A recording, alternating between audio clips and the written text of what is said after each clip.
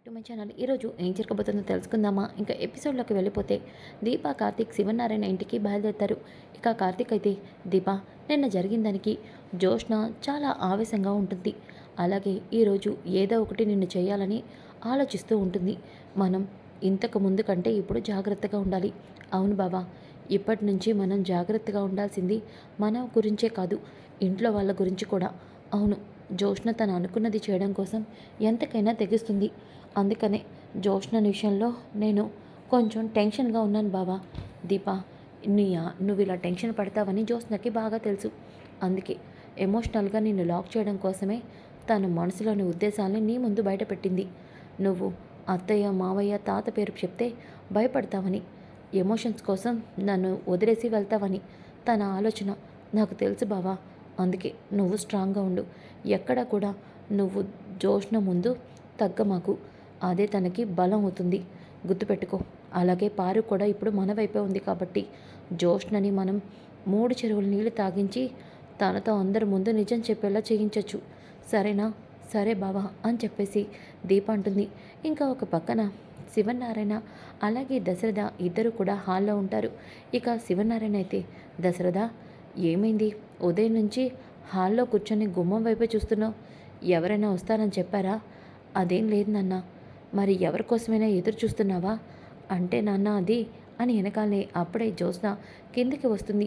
తాత, డాడీ గుమ్మం మందు ఈ టైంకి ఎదురు చూస్తున్నాడు అంటే అది కన్ఫామ్గా దీప బావ కోసమే అయి ఉంటుంది అని వెనకాలనే అప్పుడే దీప కార్తిక్ ఇంటికి వస్తారు.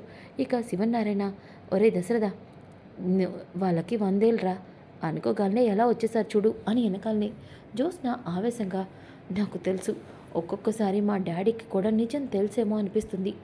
లేకపోతే కన్న కూతురైన నా మీద లేని ప్రేమ దీపం మీద ఎందుకు డాడీకి ఇంత కన్సర్న్ అని మనసును అనుకుంటాడు. ఇక దీపా కార్తిక్ ఇంటికి రాగానే, దశరథ, దీపా, కార్తిక్ వచ్చారా? మీకోసం ఎదురు చూస్తున్నాను. ఏమైంది మావయ్య? ఏమైందంటావేంట్రా? జోష్న వల్ల నిన్న మీరు ఎంత బాధపడి ఉంటారో నేను అర్థం చేసుకోగలను. అందుకే మీరు ఎప్పుడు వస్తారా అని ఎదురు చూస్తున్నాను. కాంచన కోపడిందా? ఇంట్లో ఎటువంటి గొడవ జరగలేదు కదా అని వెనకాలనే, అదేం లేదులే మావయ్య, అమ్మ మమ్మల్ని అర్థం చేసుకుంటుంది. కాకపోతే కొంతమంది ఇంకా చెడ్డవాళ్ళుగా మిగిలిపోతున్నారు అని వెనకాలనే అప్పుడే పారిజాతం, కొంతమంది అని నొక్కి నొక్కి చెప్తావేంట్రా? జోష్నే అని ధైర్యంగా చెప్పరా అని వెనకాలనే ఒక్కసారిగా జోష్న, క్రానీ, బావ నా పేరు చెప్పలేదు. చెప్పకపోయినా కాంచన ఖచ్చితంగా నిన్నే తిట్టుకొని ఉంటుంది. నిజమా కాదా దీప అని వెనకాలనే అవునని దీప చెప్తుంది. దాంతో ఒక్కసారిగా జోష్న, గ్రని, కావాలని నువ్వు నన్ను రెచ్చగొడుతున్నావు. నేనేమి కావాలని బావని నాతో పాటు తీసుకెళ్ళలేదు కదా. అలా సడన్గా నాకు హెడేక్ వచ్చింది, కళ్ళు తిరిగినట్టు అనిపించింది. అందుకే బావని తీసుకెళ్ళాను. దానికి ఇంత చేస్తారేంటి అని వెనకాలనే శివనారాయణ, పారిజాతం, జరిగిందేదో జరిగిపోయింది. ఇంకొకసారి జోష్న అలాంటి పొరపాటు చేయదు, చేయనివ్వను కూడా. కార్తీక్, నేను మీతోనే మాట్లాడాలనుకున్నాను, ఇంతలో మీరే ఇంటికి వచ్చారు. ముందు దీప, కార్తీక్ కూర్చోండి అని వెనకాలనే దీప కార్తీక్ కూర్చుంటారు. ఇక అప్పుడే సుమిత్ర కూడా కిందకి వస్తుంది. ఇక సుమిత్రను చూసిన శివనారాయణ, అమ్మ సుమిత్ర, నువ్వు కూడా దీప పక్కన కూర్చోమ్మా అని వెనకాలనే సుమిత్ర వెళ్ళి దీప పక్కన కూర్చుంటుంది. ఇక ఇంతలోకి పారిజాతం, నేను వెళ్ళి అందరికీ కాఫీ తీసుకొస్తానండి. పారిజాతం, ఈ మధ్య నువ్వు చెప్పకుండానే మంచి మంచి పనులు చేస్తున్నావు. నిజంగానే నిన్ను చూస్తుంటేనే ఆశ్చర్యంగా ఉంది, అలాగే చాలా సంతోషంగా కూడా ఉంది నీలో ఈ మార్పును చూసి అని వెనకాలనే, మీరు పొగడమాకండి, నాకేదోలా ఉంది అంటూ సిగ్గుపడుతూ అక్కడి నుంచి పారిజాతం వెళ్ళిపోతుంది. ఇక జ్యోత్స్న, తాత ఇప్పుడు ఏం మాట్లాడాలనుకుంటున్నాడు అని చెప్పేసి అనుకుంటూ ఉంటే ఇక శివనారాయణ, ఒరే కార్తీక్, దీప ఇప్పుడు కడుపుతో ఉంది. ఇలాంటి టైంలో దీప ఆ ఇంటికి ఈ ఇంటికి తిరగడం కరెక్ట్ కాదు. అందుకే మేమందరం కలిసి ఒక నిర్ణయం తీసుకున్నాం. దీప డెలివరీ అయ్యే వరకు మీ ఇంట్లోనే ఉండండి. కావాల్సిన డబ్బు నేను అరేంజ్ చేస్తాను. అలాగే కొత్త డ్రైవర్ని కూడా పెట్టుకుంటాం. ఇక మీరు ఇంటికి రావాల్సిన అవసరం లేదు అని వెనకాలనే ఒక్కసారిగా జ్యోత్స్న, అలా కుదురుతుంది. బావ ఇక్కడ ఉంటేనే కదా నేను బావని పెళ్లి చేసుకోవడానికి అవకాశం దొరుకుతుంది. లేదు, బావ ఇక్కడే ఉండాలి అని చెప్పేసి మనసులో అనుకుంటూ, తాత, బావ నా డ్రైవర్, బావ నాకు కాంట్రాక్ట్ మీద సంతకం చేశాడు. నేను నో చెప్పే వరకు బావ ఇక్కడే పనిచేయాలి. ఆ మాటని మర్చిపోయావా అని వెనకాలనే జ్యోత్స్న, వాడు నా మేనల్లుడు. నా మేనల్లుడు నా ఇంటి డ్రైవర్గా ఉండే ఇష్టం నాకు కూడా లేదు. ఆ డబ్బు నేనిస్తాను అని వెనకాలనే మా మావయ్య మా కోసం మీరెందుకు అని వెనకాలనే నువ్వాగరా. ఇప్పటి వరకు జ్యోత్స్న ఏం చేస్తున్నా సైలెంట్గా ఉన్నావంటే దానికి అర్థం తనకి నచ్చింది చేసుకోమని అర్థం కాదు. ఇలాంటి విషయాల్లో ఇలాగే మాట్లాడాలి అని వెనకాలనే జ్యోత్స్న ఒక్కసారిగా అది కాదు డాడీ. జ్యోత్స్న నువ్వు నోరు మూస్తావా? మీ డాడీ చెప్పిందే కరెక్టు. దీప డెలివరీ అయ్యే వరకు ఈ ఇంటికి వచ్చి పనిచేయడానికి వీల్లేదు అని సుమిత్ర కూడా అంటుంది. ఇక దీప కూడా చాలా బాధపడుతూ ఉంటుంది. ఇంతలోకి జ్యోత్స్న మమ్మీ నేను ఇక్కడికి బావ డ్రైవర్గా కావాలి అన్నదానికి ఉద్దేశం బావని ఏదో నేను ఇబ్బంది పెట్టాలనో బావని కష్టపెట్టాలనో కాదు. బావ నా బాధ్యతని తీసుకున్నాడు, మర్చిపోయారా? నా పెళ్లి బాధ్యత బావ మీద ఉంది. అలాంటప్పుడు బావ రాకుండా ఉంటే నా పెళ్ళి ఎలా జరుగుతుంది? బావ ఇక్కడికి వస్తేనే కదా నా పెళ్ళి జరిగేది. అందుకే నేను అలా మాట్లాడాను. కావాలంటే దీపని ఇంట్లో రెస్ట్ తీసుకోమనండి. దీపకి కావాలంటే అక్కడ పని వాళ్ళని కూడా మనమే అరేంజ్ చేద్దాం. దీప ప్రశాంతంగా ఇంట్లో ఉంటుంది. బావ మాత్రం ఇక్కడికి వస్తాడు అని వెనకాలనే దీప నాకు తెలుసు జ్యోత్స్న, బావని నా నుంచి దూరం చేయడానికే నువ్వు ఇలా చేస్తున్నావని అని చెప్పేసి లేదు మా బావ ఎక్కడుంటే నేను అక్కడే ఉంటాను, నాకేం పర్వాలేదు అని వెనకాలనే కార్తీక్ అత్త మావయ్య తాత మాకెటువంటి సమస్య లేదు, మేమందరం సంతోషంగానే ఉన్నాం. దీప నేను ఇక్కడికి రావడంలో మాకు ఎటువంటి ఇబ్బంది లేదు అని అంటాడు. ఇక పారిజాతం అది కాదురా, దీప ఇప్పుడు కడుపుతో ఉంది.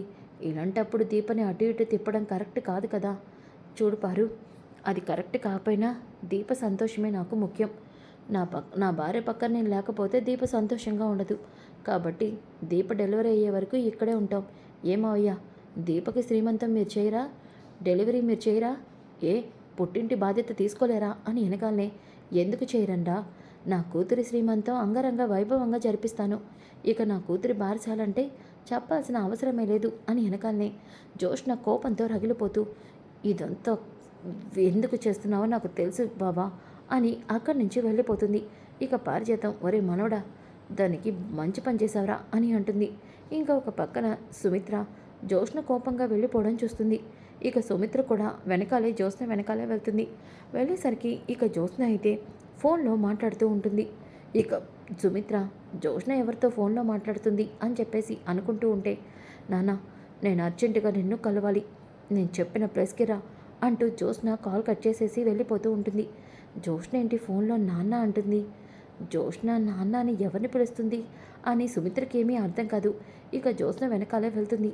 ఇంతలోకి జ్యోత్స్న దాసుని కలుస్తుంది. ఇక దాసు ఏంటమ్మా నన్నెందుకు పిలిచావు?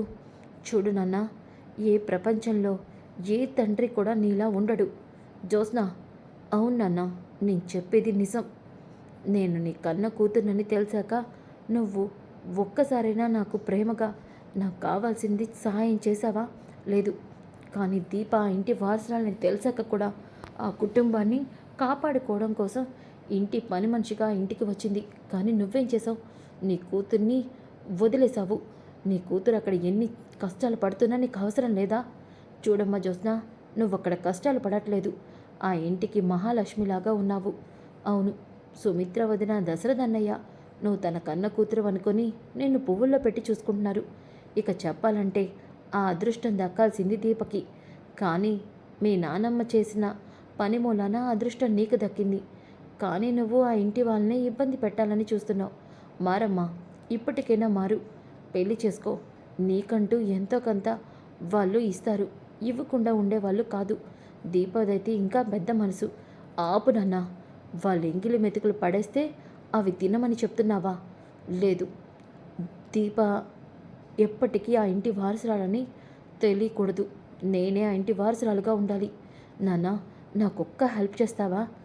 ఏంటమ్మా? నాన్న, నువ్వు ఈ ఒక్క హెల్ప్ చేస్తే ఇక నేను ఎప్పటికీ నిన్ను ఏ సహాయం అడగను. అలాగే నాన్న, ఇక నేను ఎప్పటికీ దీపక్ కూడా ఎలాంటి ప్రాబ్లంని తీసుకురాను. ఏం చేయాలమ్మా? నాన్న, నేను చెప్పిన ఒక్క హెల్ప్ చేయనన్నా అని దాసుని బ్రతిమాలాడుతూ ఉంటే సరే జ్యోత్స్న, నీ తప్పు ఒప్పుకుంటాను, నువ్వు మారుతాను అంటే నీకోసం నేను ఏదైనా చేయడానికి సిద్ధం. ఏం చేయమంటావు అని వెనకాలనే జ్యోత్స్న దాసుకి ఏదో చెప్తుంది. ఇక దాసు ఏంటమ్మా మళ్ళీ ఇందులో ఏదైనా ఉందా? లేదు నాన్న, నా తప్పులన్నీ ఒప్పుకుంటాను. అందుకే ఇలా చేయమంటున్నాను. ప్లీజ్ నాన్న, దయచేసి ఈ విషయం నువ్వు బావకి చెప్పద్దు. నేను చెప్పినట్టు చెయ్యి నాన్న అని వెనకాలనే, సరే అమ్మ జ్యోత్స్న, నీ తప్పు ఒప్పుకుంటానంటున్నావు కాబట్టి నీకోసం నేను ఈ పని చేస్తాను అని అంటాడు. ఇక జ్యోత్స్న, నాకు కావాల్సింది కూడా అదే కదా నాన్న. బావా, ఈసారి మాత్రం నువ్వు నా నుంచి తప్పించుకోలేవు. నువ్వే నా మెడలో 3 ముళ్ళు వేస్తావు బావా అని మనసులో అనుకుంటుంది. కానీ ఇదంతా కూడా సుమిత్ర వినేస్తుంది. ఏంటి, దీప నా కన్న కూతురా? జ్యోత్స్న దాసు కూతురా? అత్తయ్య గారు చిన్నప్పుడే పిల్లల్ని మార్చేశారా? ఏం జరుగుతుంది అని సుమిత్రకి ఒక్కసారిగా చాలా ఆశ్చర్యంగా అనిపిస్తూ ఉంటుంది.